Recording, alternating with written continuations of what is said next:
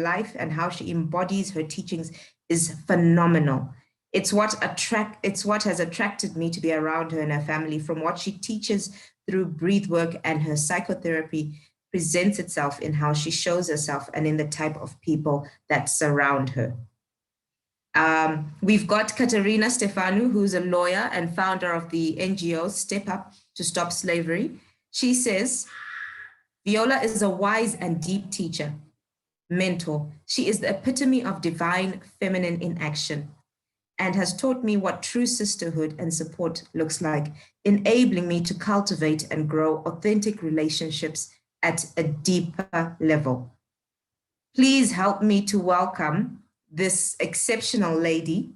From her page, violaedward.com, it says her clients and colleagues call her master mentor and connector, an inspirational teacher, personal and business leader, a sustainable influencer. She is valued for her intuition, experience, integrity, and creativity. She's also an award-winning author, and she has written one of her recent books is Who Makes the Bed, and that's award-winning, #1 on Amazon. So help me to welcome our very illustrious Viola Edward. Thank you so much for joining us, Viola. Viola, sorry if you could unmute. Thank you so much for inviting me, Daphne and Dr. Stee. I'm so pleased to have met. We'll be always thankful for where we met and to the Enneagram that we met through that, Dr. Stee. That's wonderful. Thank you for being here. Okay, so I would like to start with us talking about your book. Could you tell us what is, well, first of all, perhaps what your book is about, and then what inspired you to write that book? Yes, sure. So I was one of those who could not stay in a relationship for a long time. Through my own work and being in therapy for many years, I understood how much impact it had in me. The fact that I lost my dad when I was 3 years old from a sudden heart attack, and death come into our house so dramatically and tragically. So I can see, and also after that episode, how I moved the first country and the second country. So it was so difficult just to relax in a relationship. It seems like I was always like on a state of alert, and I will go and run away before I get hurt again. I don't know how many of you will be in this situation. Then the other thing is that we are all in a way in a relationship, as my friend Guillermo said. We are trying to enhance ours.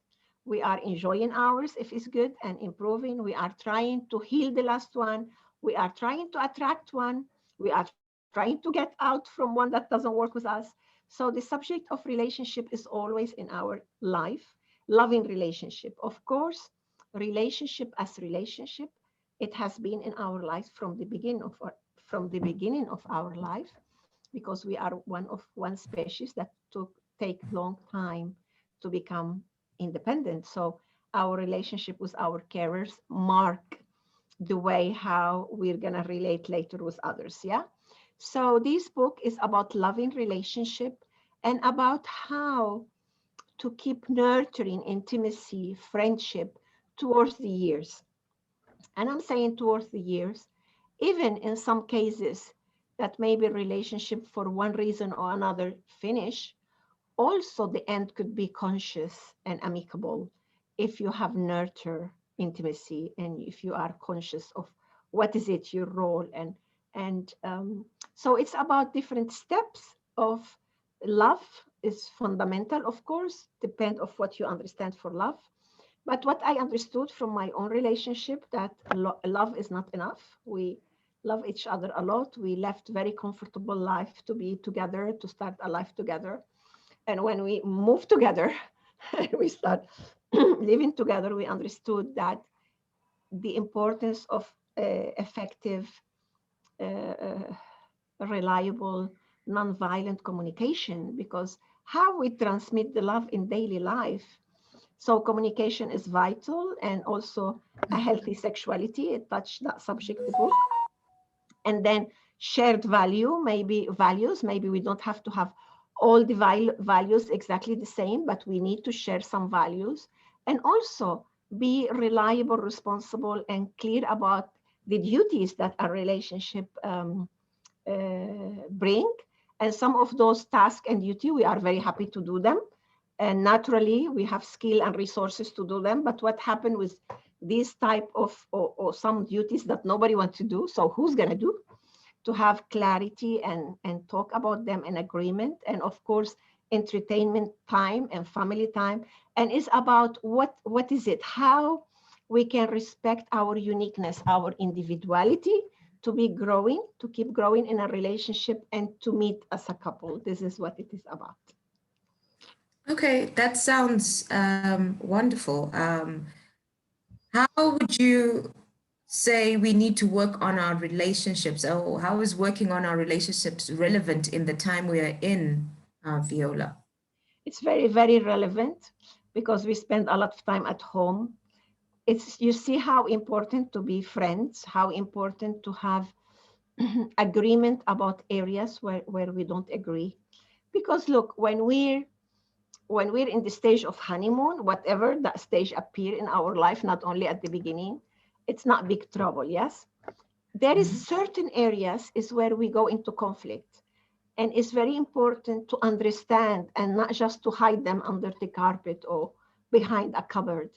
Is how we can create processes, systems, strategies.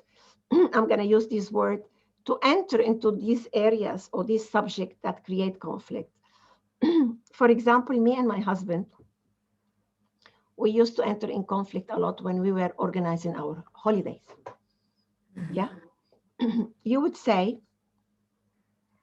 oh, well, that's once a year. It's okay. Yeah, it's true. It's okay. At least it's not when we're organizing our breakfast that we do every day. But still, it will show our cultural differences, our not only cultural differences, our background, what we like Michael is very sporty, very natural, engaged with nature, very active. I'm mentally active, but physically not that active. You know, for me, holidays is comfort, is to be very, is to be having comfort and attention. For him, holidays is more of what he likes the most is action. Yeah. I remember once we were invited to sail with a friend that has rented a boat, and he had the captain and the cook. And Michael told me, no, but the fun will be that we sail it. We do the cooking. We do everything. And I said then, and I'm not going with you. Yeah, because for me, it was like perfect holidays. But for him, it will be perfect if he will be interacting with all those tasks. Yeah. But we can laugh about it. But actually, it was a big problem because our holidays was very much related to where our family is in different countries. And our holidays were related to visit family and where we're going to stay and how we're going to stay. So many times the tent will appear in our conversation. Well, I will be terrified, yeah, because at this age in stage to, when we don't need it to be in tent, you will laugh about me in this conversation, but that thing will take us into a trouble. So I want to invite you, could be where the children will be studying, could be what we do on Sundays, could be anything that we are not in agreement, and how we're gonna manage to be in agreement. Could be how we're gonna spend these little money that we make together that maybe it's just enough to pay all our expenses. What we're gonna choose, yeah? So it's very important to be able to work in all those subjects, yes. That's brilliant. You've actually answered my next question, which was going to be about how to deal with cultural differences in relationships. Like you mentioned that your husband and yourself, you have differences in how you want to holiday. And obviously that's a point of conflict. So that brings me to my... Daphne, is very important. Your question about cultural conflict. I want to tell you that me and my husband, my lover, we are from different countries, different languages, different background, almost different generation. But what I want to tell you that according to Dr. Nosrat Peseshkian, who created the positive psychotherapy, Dr. Peseshkian said, every time you put two people together into a relationship, you will have cultural issues. Even though if they grow up in the same neighborhood, in the same street, and the houses were one beside the other. Because every family deal with certain things in a different way. So when we unite together, we have so many habits, and we love according to our tradition, according to what's the value of love, what's love is related to. So always we have cultural conflict when we are in a loving relationship, even though we belong to the same culture, we belong to the same country, or we belong to the same ethnic group.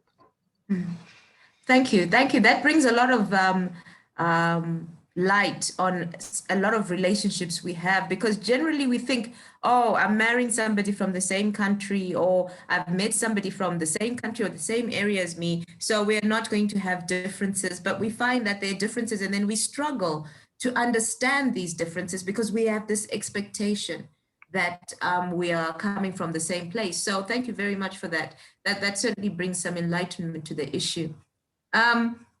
I just want to bring you into toxic relationships, Viola, because that's a subject that quite a number of people who've been engaging with us on the AfroFemme group have been, telling us about how they're having toxic relationships with, be it moms, brothers, sisters, friends. Could you tell us more about toxic relationships and how to deal with them? Yes, of course. Unfortunately, because we start with this toxic relationship many times when we're still in our first group, family group. It's a relationship when they belittle you, when they don't listen to you, when they mock you, when they make you feel that you're not worth it, and you believe that because of the repetition of it. So also toxic relationship is that relationship that surprise you. One day they are great, one day they are not. One day is bringing you the flower, and one day they are putting you so down. Yes. We say in psychotherapy, we say a child who have a drunken father or violent father is terrible for him to grow, for that child, but that child will learn how that father or that parent maybe on Thursday and Friday will drink. Maybe those days when he drink, the child will understand the messages, the way how they talk, the way how they walk, and the child learn how to protect themselves from the behavior of the adult, because there is like a systemic behavior that on Friday they go and drink, therefore that night gonna be a fight, or that dawn and the weekend we're gonna be punished, etc. But a child who grow up in a home that the carer is changing one day from being a high moral preacher, another day being so permissive, another day being so spoiling, another day punishing them without real reason, another day, that make the child to be so confused, and that child will not rest, will be always alert, because the child cannot understand why is the change and where the change is coming from. And this is one of the worst toxic relationship ever you can have. So when you have a relationship when there's all this change of mood, and they make you feel guilty because you created, so be aware. What I suggest you all is never be afraid of love. Love with all your heart, enter to love with your eyes open. Because when you enter with your eyes open, you can see a lot of sign, and you can catch those signs on time. You can set boundaries on time. You can ask a friend, an older sister, a younger sister, somebody more expert, you can go to mentoring, you can go to therapy, because you have seen signs, and those signs are telling you, there's something not quite right here. What is it about? It's very important to, I would say, it doesn't matter how much you enter into relationship and come out and they were good, go back, but go with your eyes open. So you minimize the impact of toxic relationship, because you're going to go out of them very quickly, or you're going to go to treatment. So maybe you can help the other person to go out of toxicity, but the help is not going to be for the next 20 years. You can give one chance or two, but you can get out of toxic relationship quicker if you enter with your eyes open. Okay, thank you very much. We have a young lady by the name of Valencia who sent us a post recently. I'm going to ask Dr. Stee to share that post on the screen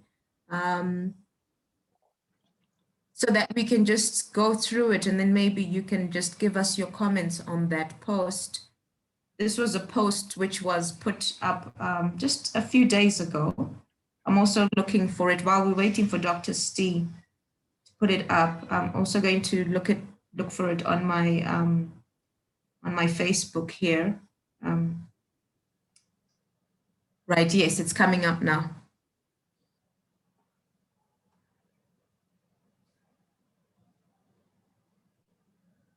Okay, wonderful.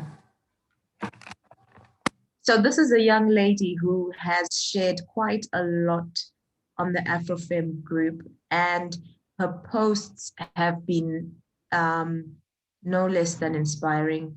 She has overcome so much in her life, and the inspiring thing about them is that she has found a way in which she can overcome the negative aspects of what has happened to her. She has taken that step. And I think that's where a lot of us fall. As you're saying, Viola, you need to see the signs, for example, in a toxic relationship, set your boundaries or get help or move yourself away. But a lot of the time we end up just staying stuck in those relationships without knowing or without realizing that we can move out. So I'm just going to read a bit of what Valencia said in her post here. She says, she's talking about sibling rivalry. She says, I'm not speaking ill of my siblings. This is my experience of them. So she's just sharing what she went through. I was born into a blended family. My father already had a son and a daughter from previous relationships before marrying my mom. Between my mom and dad, I have 3 siblings, and from my mom, I have 4 siblings. I know it sounds like a maths literacy equation. In total, I have 6 siblings. I grew up with the 3 siblings from both my parents. I was a quiet child, very sensitive, moody, always playing alone, picky with food, didn't like crowds, and didn't like being bothered. I was also quite anxious, scared of loud sounds or sudden movements, but I loved art and nature. My mom had kids at a very young age. She had 4 children in the space of 5 years, from age 17 to 22. She was very orderly. We would color coordinate everything of ours. My color was green, my older sister was red, my brother blue, and my younger sister was pink. I always felt like I didn't belong and that I was different. My siblings were jolly kids, quite bossy, but jolly. When we grew up, I really felt the difference between myself and my siblings.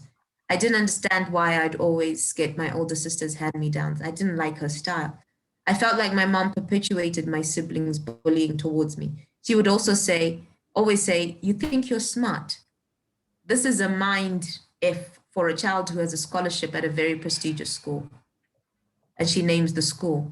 My sister also started saying, I thought I was smart and my mom would join her. I was teased about almost everything.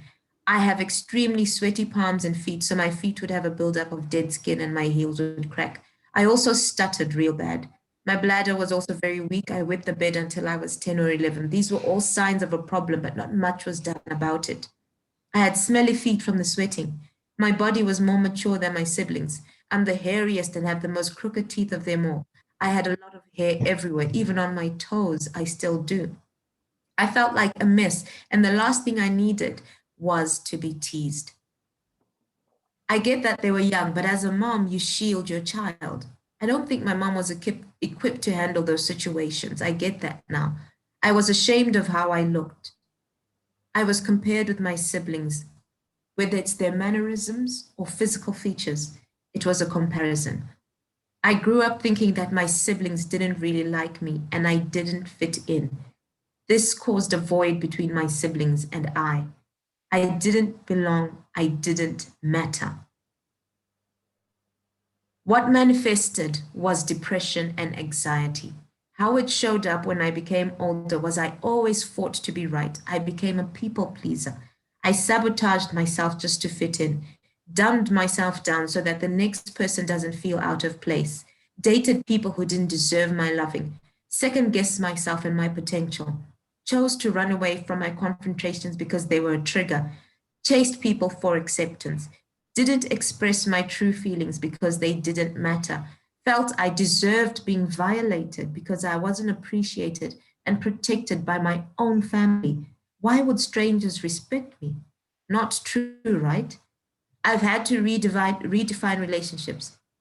I didn't choose my siblings, but I get to choose how I want to be in a relationship with them. I love them dearly. We are rebuilding our relationship and we're doing a good job. It's not easy at times, and I'm more aware now. Life has shown all of us that we can be the change we all desperately need. We have kids that have a healthy relationship. So we are changing the family pathology of being disconnected for the next generation. Life has truly shown me flames, but I play devil's advocate. How else would I have liked to learn these lessons, and would it have been as impactful as these experiences have been? And the honest answer is no. So I embrace all these lessons. I had such resentment in my heart from my siblings. I felt like they had it easy.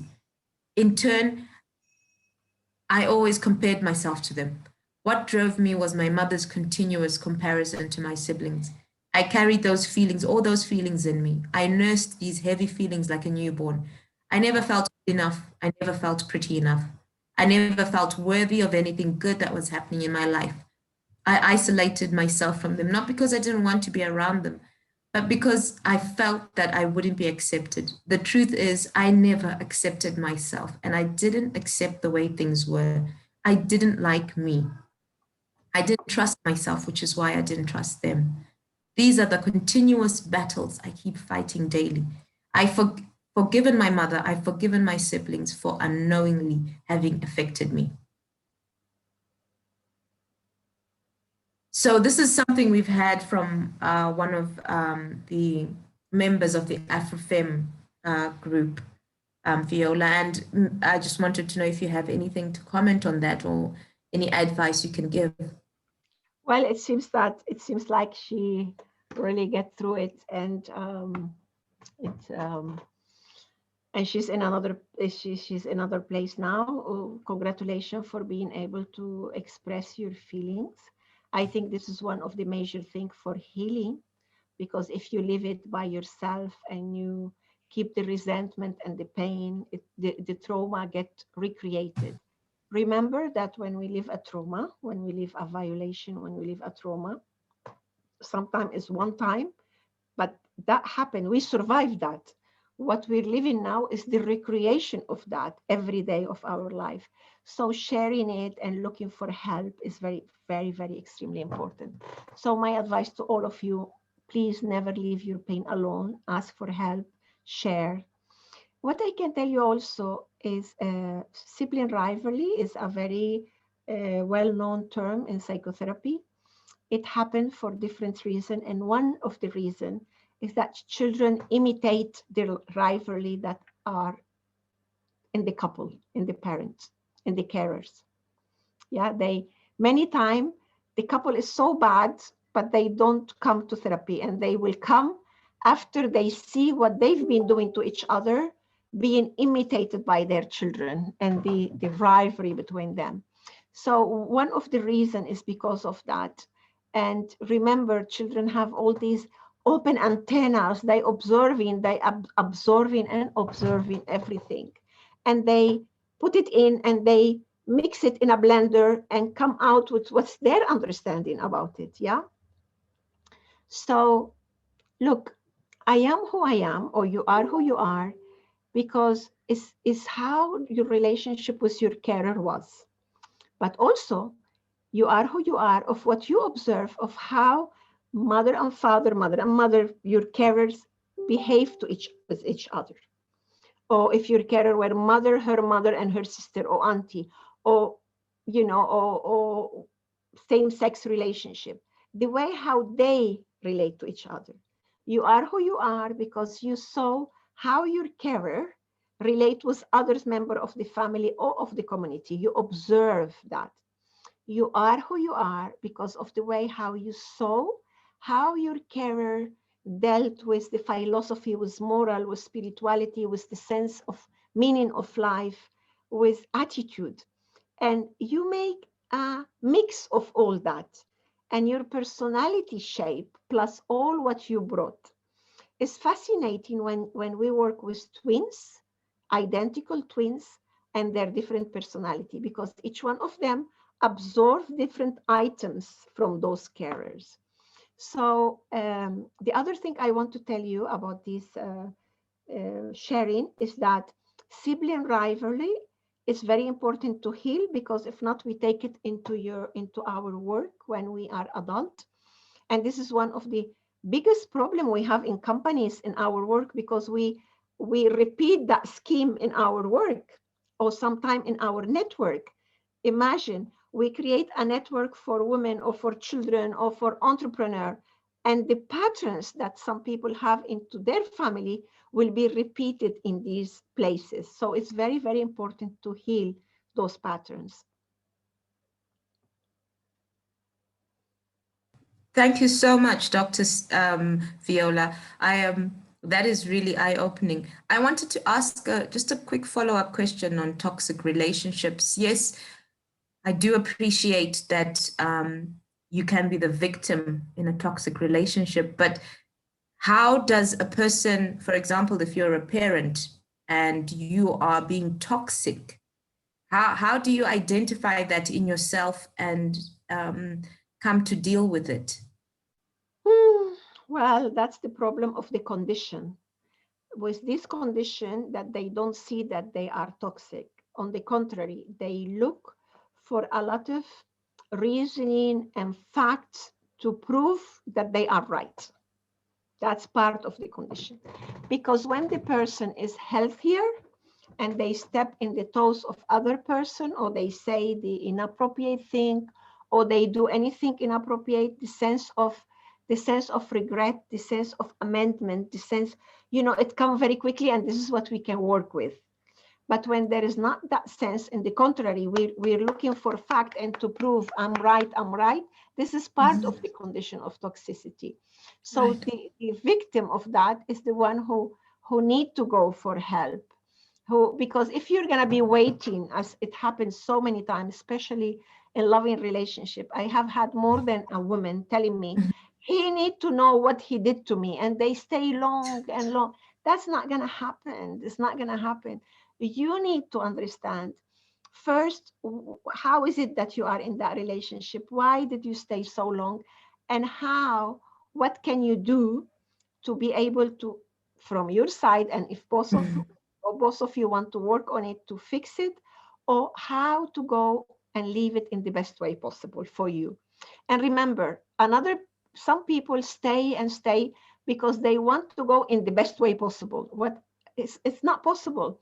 Separation will create pain. Separation from a toxic person will create earthquake. It's not going to happen. It's going to be a perfect time that the toxic person will understand that you're right to leave, and they're going to help you to pack up and leave. That's not going to happen.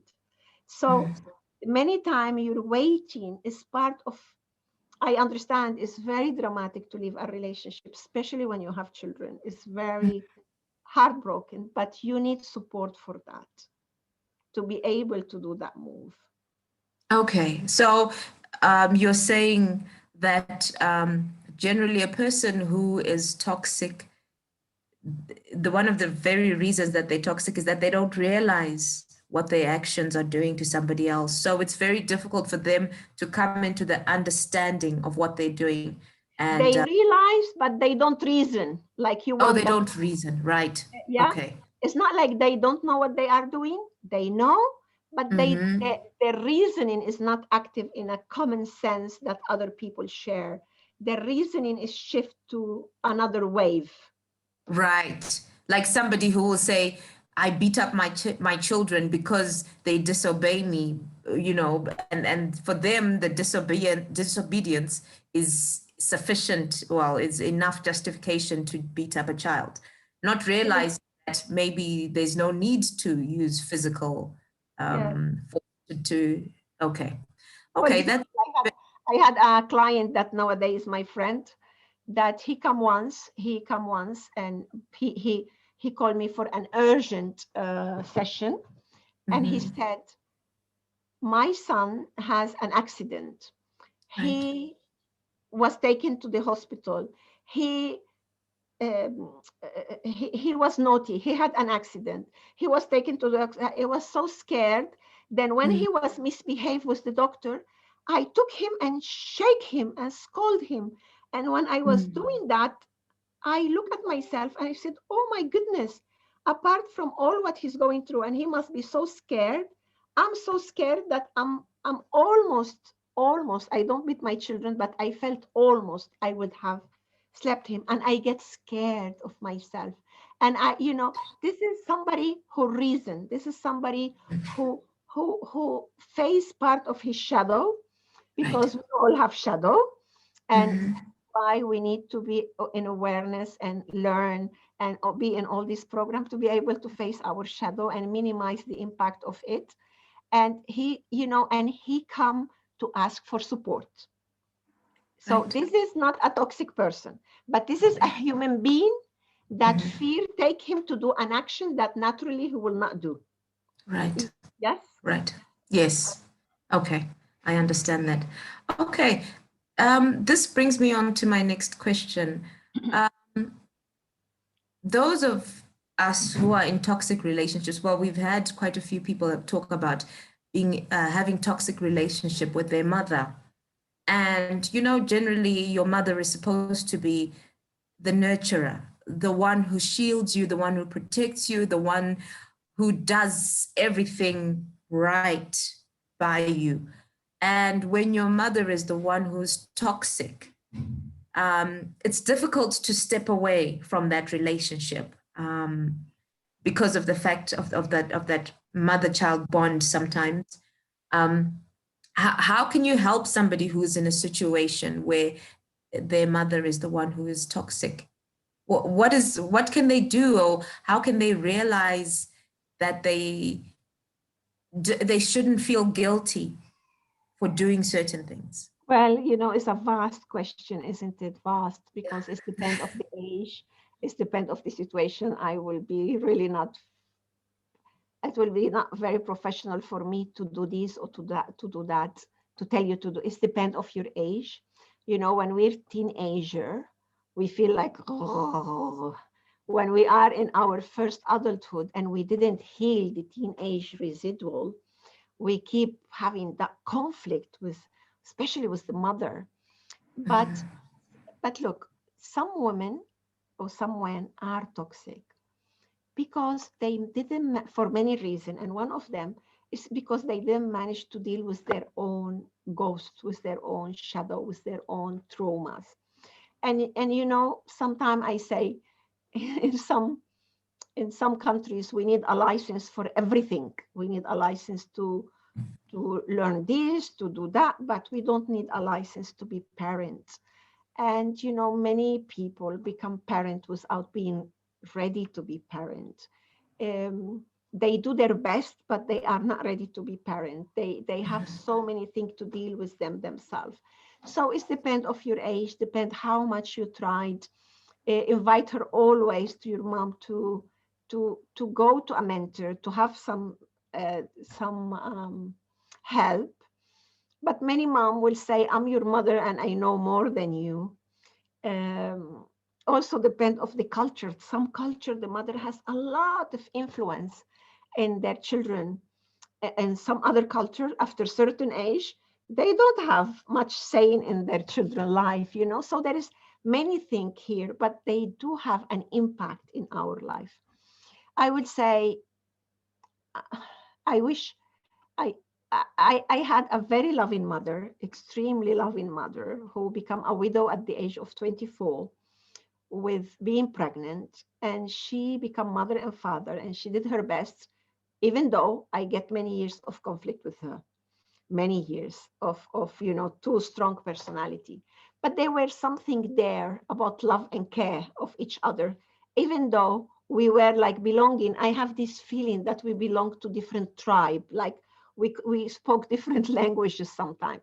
So you need to distinguish if that is something that's happening while your personality set, or is something that really now you're 30, you're 40 years old, and is something very repetitive that your mom put you down and not appreciating you, so you need support.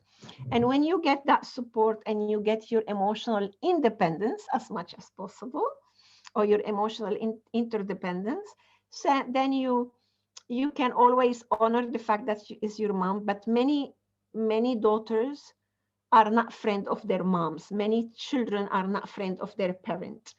They are our parent, but sometimes they had been damaged. They had so many big stories, but you know, each one of us will create a way how to deal with the situation. But if the toxicity is too much and you went into treatment, you will know in your treatment what's the correct thing to do for you. So to tell you now, just leave and go, it will be, it's depend of each story. Yes. Sometime a little bit of distance will be good if that's possible. No, I think you've answered that spot on, and I do appreciate that it depends with the individual circumstance, but you've given us a very holistic picture about such situations. I've got a final question here. Our group is made up mainly of millennial women, women born in the early 80s, going forward. Is there anything you think millennial women would should know right now that you wish you knew when you were growing up? Yeah, that you're amazing, that you were born in a time that you had many more tools and equipment that can create huge abilities on you. But I would say the most important thing for you, beyond that, all these tools and technology and all that that you have, is that you remember that you have your major capital always inside of you, and those are your natural resources. Apart from biologically what we have and the blessed of being able to see and to taste and to touch and all what we're blessed with as bodies, as perfect bodies, how our system work, you know, much to talk with Dr. T about that. It's about your natural resources. Like for me, it's communication, it's my love for humanity, it's my curiosity since I'm a child. I have that huge curiosity about human behavior. Why this is this? Why this is that? You know, I remember reading books about Freud and about Jung when I was 10 years old. I understood even maybe quarter of them. I remember sleeping with them, thinking that, you know, and reading in every moment. But what that gave me is that is my natural resource, the ability to search and the ability to go deep in that area that I love. This is what I know about psychology. This is something I acquire, but my curiosity, my passion, my grit to go after what I'm passionate about, this is my resource that belong to me. So my advice to you is use all the technology around you, be who you are, enjoy what life is bringing you in this moment, but look always at your resources and nurture them and get 5 of them at least all the time with you, in time of creativity or in time of crisis. Like my connectedness, my intuition, my curiosity, my communication, And my generosity, those are the things that I take with me wherever I go. Is my bigger, most wonderful worldwide currency. And this is who made me be part of who I am, independently of the different troubled situations that I've been in my life. Those things were for me all along my life. And now that I'm more aware about them, I nurture them, I publish about them, I enjoy them as my jewels, as my jewelry. So this is what I ask you, I recommend you to do.